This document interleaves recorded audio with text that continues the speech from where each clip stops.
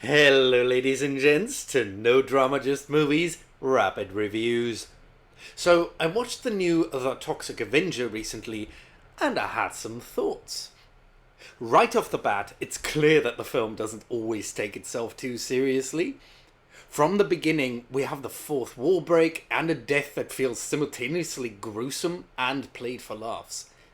And Winston literally saves a cat in the first couple of minutes, even pointed out by one of the bystanders. I really like the humour. It ranges from unobtrusive background jokes. In the factory, we see a guy waiting in line wearing shorts, which I thought was just a funny image. Or the off-screen dialogue about the kid with a helmet in the Miss Meat restaurant. To in-your-face jokes like the reveal of the chicken thug, which I thought was one of the best jokes in the movie. Lines like a guy in the mob screaming, "That's how perverts run," prove that the movie is self-aware about its ridiculous premise.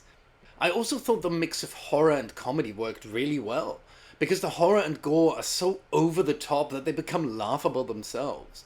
When the hero of the movie is the killer, you find yourself rooting for the deaths and cheering on the murder methods. I loved Peter Dinklage in this. He gets to show off a more vulnerable side, a sweeter side. I liked moments like his avoiding eye contact with the guys who harass his neighbour, or the sweet gratitude when Robert agrees to help him out. I liked the look of Toxie and Elijah Wood's Fritz as well.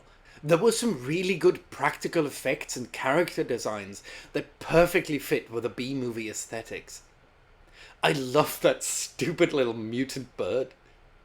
Bloody Disgusting, who co-produced the movie, also have an interesting article on their site that gives a look at the creative process. That's how I learned as well that it isn't actually Peter Dinklage in the Toxie suit. So I also have to shout out Luisa Guerreiro, who played Toxie on the screen, while Dinklage provided the voice. The fact that the physical Toxie was played by a woman also gives a different meaning to the newscaster's comment of whether him is Toxie's preferred pronoun. I want to believe that this was intended. Plot-wise, it's a movie about toxic stuff. And I appreciate that it doesn't just focus on one thing, but explores other sides of toxicity.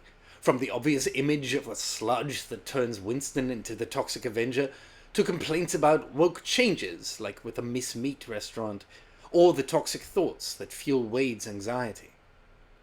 Overall, the film is ferociously funny, gloriously gory, and deliciously disgusting. It's great splatter horror that doesn't take itself too seriously. An entertaining B-movie that has moments of genuine heart. It also made me interested in watching more trauma movies, and maybe Chud as well. On that latter note, was Chud Haven a reference to that 1984 film? I haven't watched the original movie from 1984 yet, but if you have, let me know how they compare. And that's all. Roll credits.